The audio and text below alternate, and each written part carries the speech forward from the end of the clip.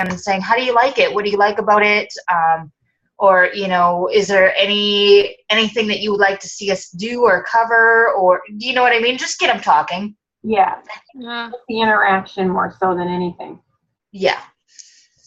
And building that rapport.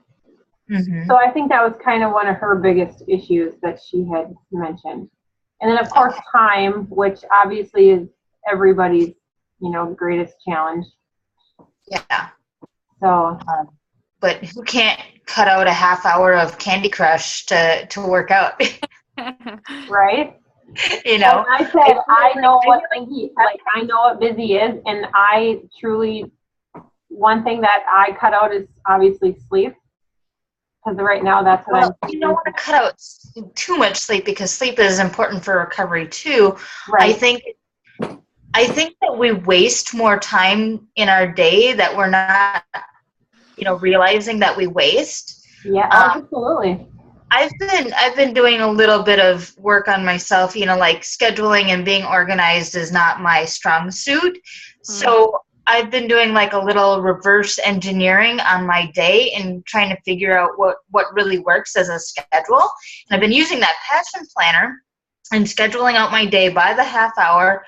And I've got the kids on a schedule. We're all in sync. We all know what's going to happen every half hour. And it's really worked. And I think the kids really like the structure. And this is something that I've never had too. But I feel like it provides me with more focus on the things that I need to get done. And I'm a lot more. You have just X amount of time to do it.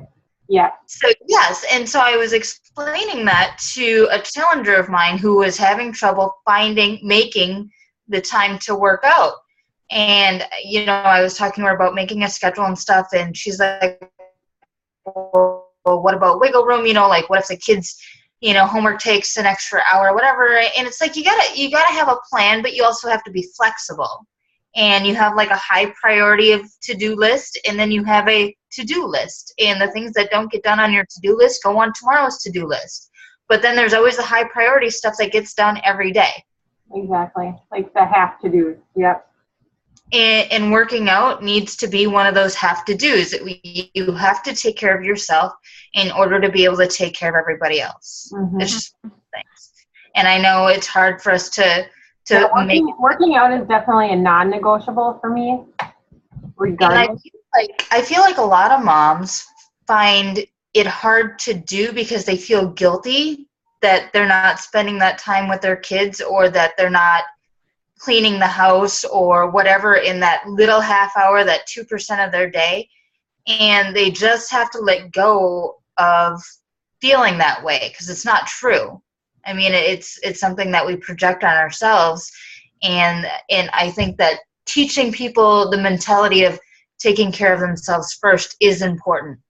As far as being a mom goes, you can't be a good mom if you're run down, if you're not sleeping, if you're not healthy, if you're not, when you're not healthy, guess what? You're going to be sick in bed for days on it. Then who's going to take care of your kids? You know what I mean?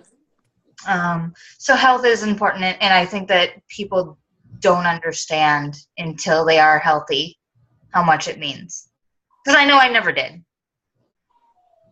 I don't know about you guys, but one of my biggest challenges when I went through your little checklist was personal development. That's mine. So like I'll take time to invite, I'll take time to work out, that is my struggle. So everybody else was like a 5, 5, 5 for personal development, and I'm like at a 1. What should be easy is the hardest thing for me to do, is to actually take time to sit down and read a book. I don't read, I listen. I've tried. So I was going to ask you, I went on to like the iTunes, the Amazon. I can't find audio books. Oh, Audible is what I use. Audible. It's through Amazon. Okay. And it's AUDIBLE, Audible. And I use it every day. Like when I'm drinking my coffee, I listen to it while I'm in the shower. If you drive, listen to it while you're driving. Like I listen to it in the car. And you can get tons of personal development books like uploaded on this Audible. Okay. Yes. I'm looking for a couple in particular, and I haven't been able to find them, so I'll look on there. Yes, Audible. Okay. Also, podcasts are great. Yep, and I do podcasts, like while I'm either walking on the or treadmill or, something like that. But See, that counts. But yeah, I've been listening to, about an hour a day now. I'll do it in the morning with my coffee, and I'll do it at night when I'm trying to wind down. And the one I've you been, were talking about is the Miracle Morning, right? yeah, I love it. Good. Yeah, so, and then doing it at night, and then I follow up with like my gratitude journal. And this is all stuff that's kind of a new habit for me, but I really like it. And I feel like it's putting me in a really fresh mindset every day and every night. It clears my brain at night. Like I do my gratitude, I do a brain dump, and then I plan my next day, and it helps me to sleep better as well. So yeah, I would definitely listen to the Miracle Morning. It's awesome. Okay. Jordan and Lindsay, what are your challenges? What do you feel like you've improved upon over the past couple weeks? The one thing that I would like to get better at, and I know it's not necessarily important, is like doing the extra posts on Facebook, just to get interest and create my credibility. And I just feel like I suck at it, but I try and I try to, put myself. The ones I've seen of yours are really good. I think your posts are really good. Well, And I think it comes with consistency and time. Okay. I think the more you do it and the more consistent your posts are great. Your content's great. I always love your posts. I think that the more you do it, the more you'll see people catching on to it and liking it. It's just consistency and growing that area. It has nothing to do with what you're posting at all. And I think too, like something that I've seen again and again is like people not liking my posts or not commenting or doing anything on them, but then like I talk to them in person, or like it's their birthday, so I say happy birthday, kind of add value to them, and they're like, oh yeah, I love your posts. Yep. So like I think people are watching regardless of if if they're liking respond or not. Exactly. I'll get private messages, or when I go to invite somebody, and they'll be like, oh yes, I love your posts, you're inspiring, and I've been trying to work out and eat right and stuff like that. So they are watching you. You have the lurkers that kind of just sit and watch you.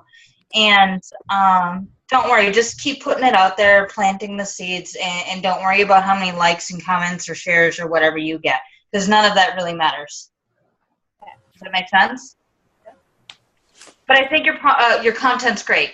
Just remember to add value and to be interested rather than trying to be interesting, I think is the term that Lindsay Matway likes to put out there. Okay. Do you, one thing I always wonder, like they always say to like open it up for conversation on your post. So I don't know, like sometimes, even to ask questions, so you engage people. Yes.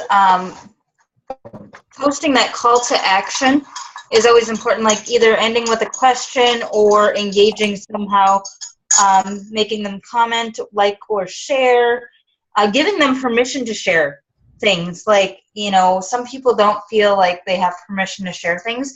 If you just add that on there, you'll notice a lot more people share it. And then the more sharing you get, the more affinity you get with Facebook. So like people will see you more in their news feeds when they're interacting with you like that. So engagement is a good point, Alicia. So to answer your question from earlier, I feel like my biggest struggle, it's similar to Jordan's, just kind of like, and like I have trouble finding time to post, and I don't even, that's what I tell myself, and it's probably not really a time issue. I think I have time. It's just like I'm overthinking my posts a lot. So like I feel like because I one of my strengths is that I have a lot of empathy for people, but in posting, it like really hinders me because I'm like, well, what if people take this the wrong way? What if they like think I'm trying to tell them what to do? Or what if they, so but I actually listened to the wake up call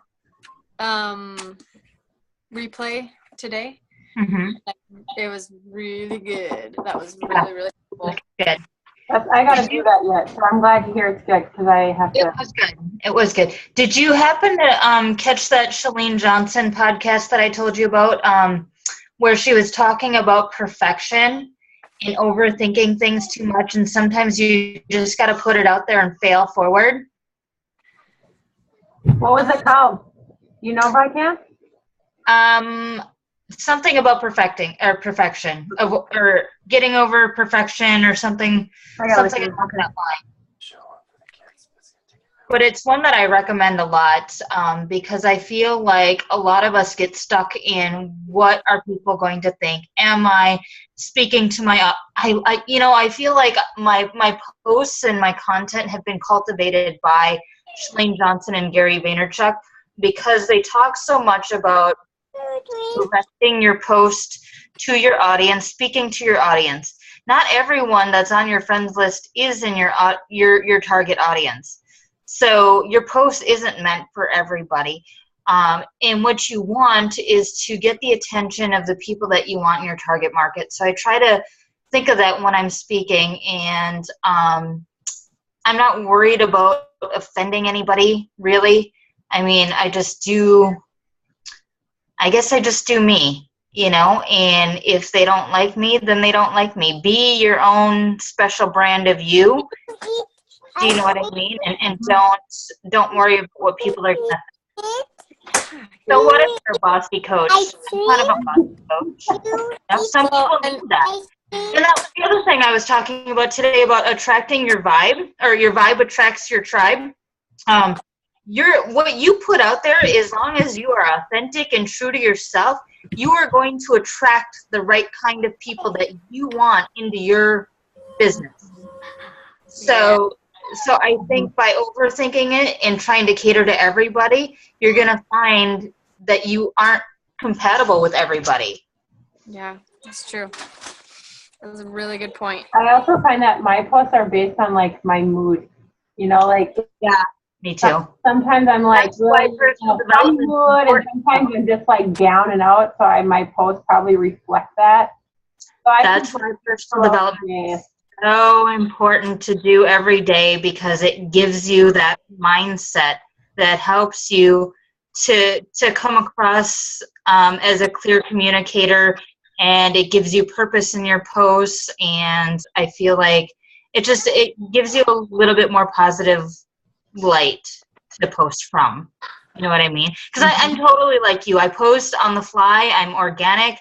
I don't plan it out really. I might have something brewing in my mind for a couple days before I put it out, but I don't overthink it. I just, try to be me. Thank you. Yeah. I'll try to post more social media tips, because that is my favorite thing to talk about. I love social media. Yeah, we can all use some tips from you. You just have such an imagination to throw things together. You know where I get most of my inspiration? I get my inspiration from personal development, but then I'll go on to like Google image search, and I'll type in what's in my head, and I'll scroll through the images, and I'll see things that pop out. And then what I do is I kind of take it and twist it and make it my own. So I'm not just like sharing somebody's generic quote. I like to put it on my own picture, or add in my own story that connects with the quote, or whatever that I want to say, whatever my message is. And I think that comes off as more creative, but really it's just juxtaposing other people's ideas together to make it look like my own. I've done it. Yep.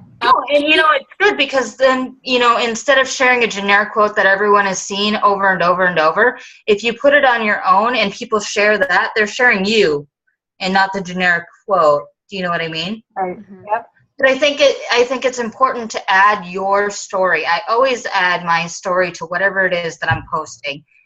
So if I'm talking about personal development, I'm gonna talk about how I related to the personal development, and then how it can help, whoever's reading, how it can help them, or whatever it is that you're posting about. Right. Workout. If you're posting about your workout,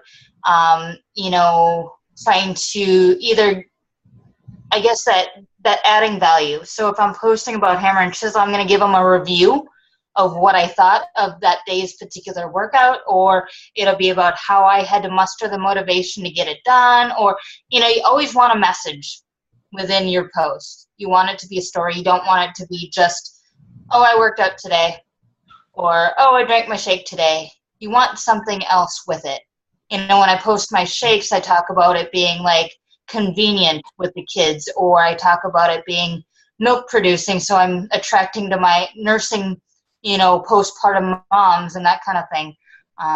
So think about those extra things. I think that adds a lot to your content when you put yourself into it. Jordan, one of your big things could be dietary, like, because you're a dietitian, you could like add some really good value in with that. That's part that I wish I knew more about. Yeah, me too. Is the the nutrition aspect of things. So that's just something I'd throw in if I were you. So that would help sell. Yeah, Just an idea. and not to go off topic, because I know that you're, we just talked about Shakeology. I had someone say, oh, well, I do Herbalife right now. And Get it all the time. Yet, but, what comparisons can you make, or, talk about Shakeology versus Herbalife? This is what I've heard from all the top coaches.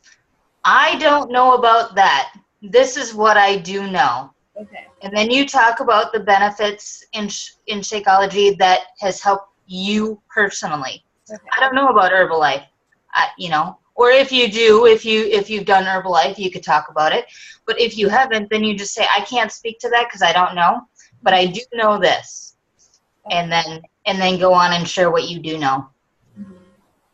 And that was kind of along the guidelines that I was going to go, but I just didn't know if anyone had, way of. Yeah, it doesn't look good when you're comparing to other companies. Like, I know they got all those cute little charts that show you what's in this and what's in that, but it doesn't make you, I don't know, it doesn't help you in any way. To bash another company or another product just makes you seem salesy. So I think it's always best to speak from your own experience, because that's what we're doing. We're sharing our experience and our journey and the products that we love because, whatever reason why we love them. And I think that that's what people connect with. Mm-hmm. Okay, great, thank you. I get that same question. We have an actual Herbalife in our town, so it's convenient to people. I got Ann from Herbalife. She used to drink Herbalife, and she used to sell Advocare before she came to Beachbody. I've used them both. I mean, I'm guilty. I've done them both. You can be a convert, though. I've seen lots of converts. I've seen people. I got no results from Herbalife. None. Yeah.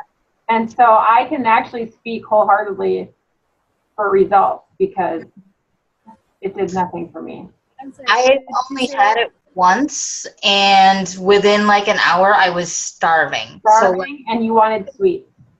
And it was super sweet. It felt like, like you could taste the sugar chemical ickiness in it. You just, I just wanted more sweets. That's what I was like, I can't. Yeah. But, what was another? I was just going to look at Stacy's too, another challenge that she had. Objections was another one that everybody looked like. That was another, handling objections. Mm-hmm. I feel like you guys have addressed it really well. Like that video, I can't even tell you, like that, the overcoming objections Video, like a yeah. pro or whatever it was.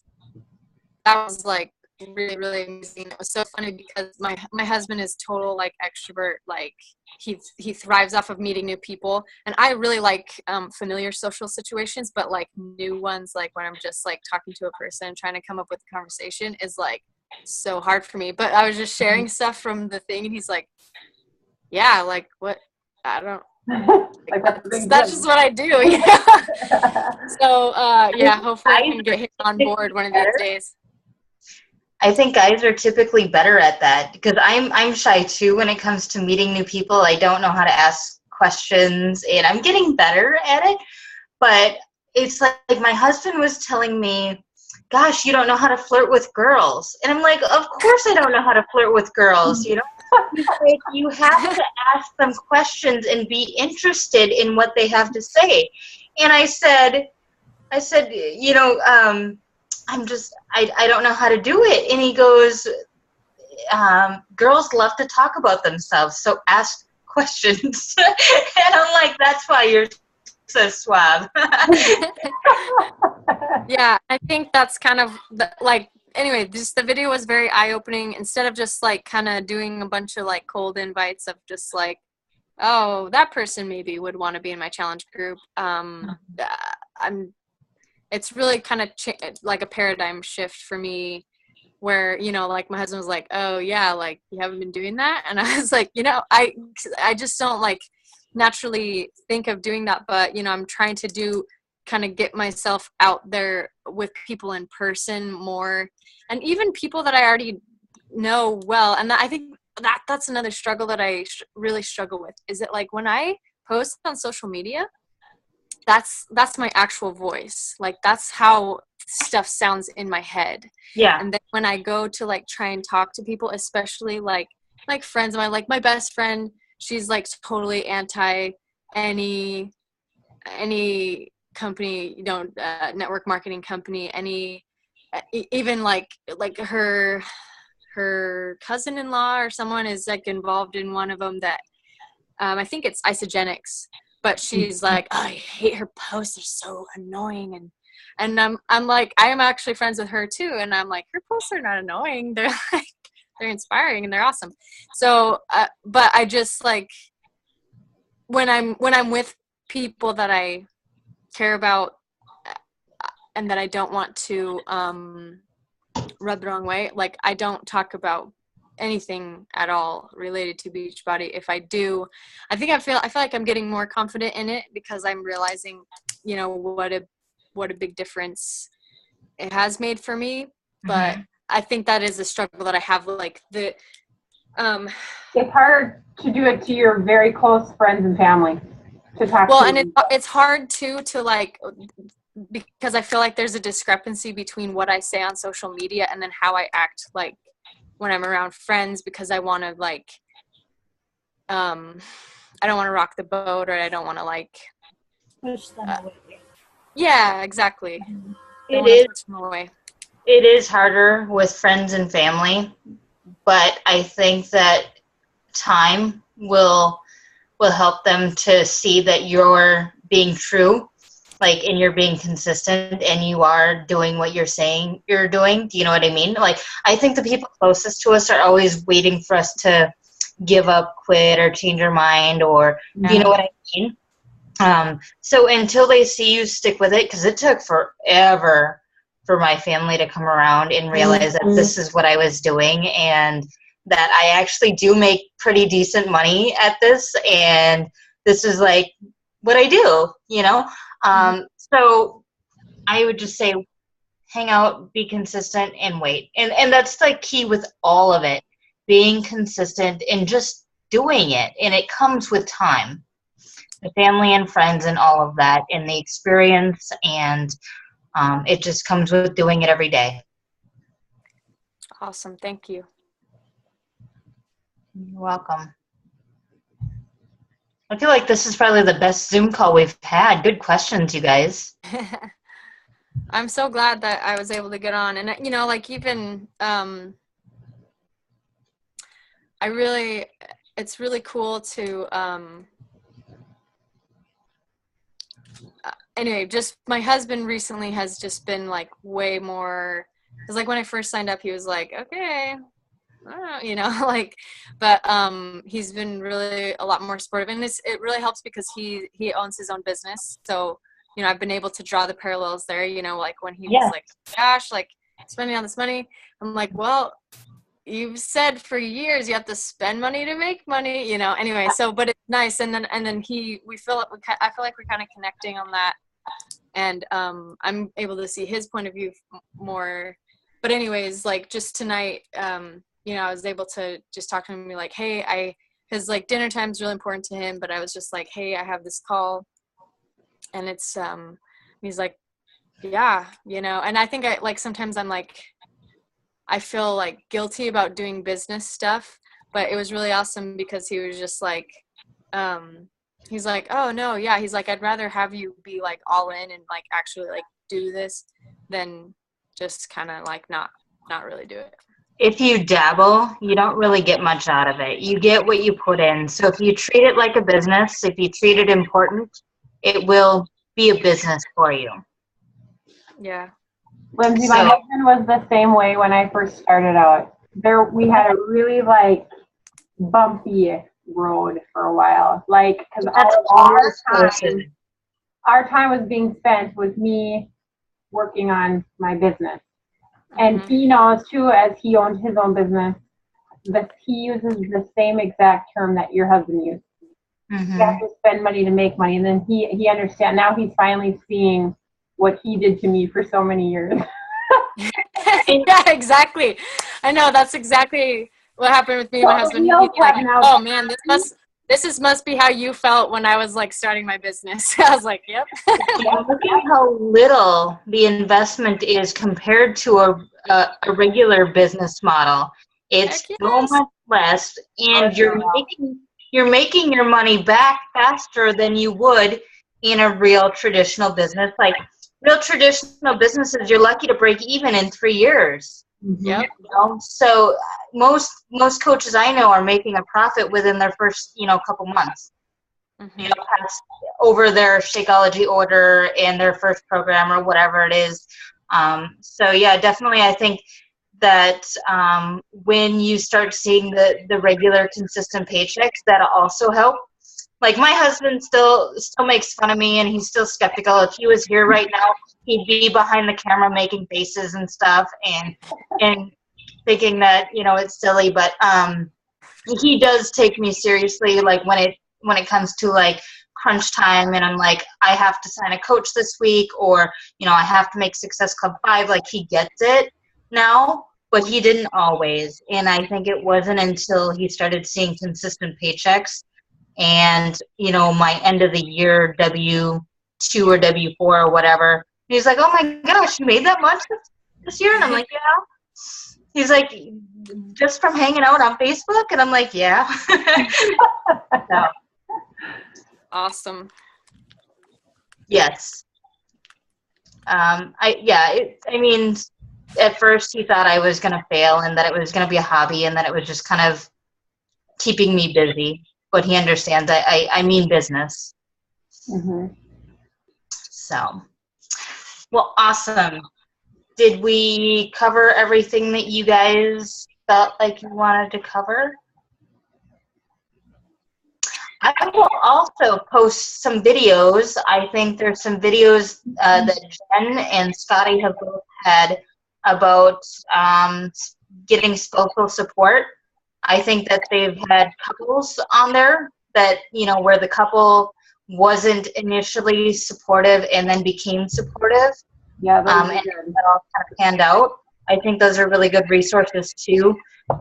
But if you have a husband like me that's so anti-Beachbody because he's old and set in his ways, then it's just kind of go with the flow and let him make fun of you. Yeah, I feel like now, like, we're at a really good spot with it where he's just like even to the point where, because yeah, I'll talk to him, and because he has all these big dreams and these big goals and like things he wants to do. He wants to travel. He wants to you know, do all this stuff. And I am just like, dude, like, this is what we could do if we did this. I know. But I try to put that dream into my husband's eyes, and he's just like, he's in the final quarter of his life where he's winding down. He's ready for retirement. He's like, I'm not ready for any new ventures or anything like that. And he's like, so he's retiring in like 4 or 5 years or so. And his idea was for me to go back to makeup and retail. I'm like, no way am I going back to retail hours. No way. No way. So I tell you what, if I can make at least 50,000 this year, I'm not going back to retail. And I go, really, I don't have to make it for like 5 years, but I'm going to shoot for this year to make 50,000. And then every time he comes up with some grand idea about our forever home, I go, okay, if I make 6 figures, we'll get that home. Work on that. You just got to be behind me, though. You got to support me. Right. Yeah, there was a good video on that, the supportive spouses. I watched that, I think, more than once as I was getting started. Was that with the spousal panel at Summit, or was that one with like an old team call? I feel like we did forever ago. I can't remember. No, I think it was a team call. Okay. Yeah. I'll look for it. Yep. Going forward, we wanted to kind of see where everybody was and how we wanted to proceed. Yeah. I guess. Have you guys signed up coaches, customers in the last couple weeks? Where are you sitting as far as like SC points and? Nothing. Yeah. Okay. No, and that's fine. I think I've really, well, first of all, I definitely see the difference between when you're inviting consistently, and because like all throughout like October, November, I was inviting like super consistent. I did every day. And like November was huge for me. And then like I didn't do much at the end of December and the beginning of January. And I'm seeing that, you know, like it's what I'm doing right now, I feel like will be helpful for next month maybe, or like, you know, like a couple weeks. But I have one of my customers who, she said she would sign up coach and she just hasn't done it, but she experienced like a lot of trepidation about doing it, and she's just doing a discount coach thing. She's not interested in the business at all. But even then she was like she really didn't want, like she seemed like she didn't want to do it, and I was like, you don't have to do anything, like you literally don't have to do anything if you don't want to. You just will save $15 on your Shakeology. Exactly. And then finally she was like, okay, you know. Well, you know, there were some discount coaches that are in the GirlBoss boot camp that ended up getting some Success Club points this month. Yep. So you never know. Exactly. Nicole Cave was a discount coach that came from a free challenge group. She's now a 2-star diamond. I didn't know that. That's funny. Well, yeah, I just run out of time. I'm just going to warn you. We have less than a minute. Okay. So, thanks, ladies, for jumping on. Yeah.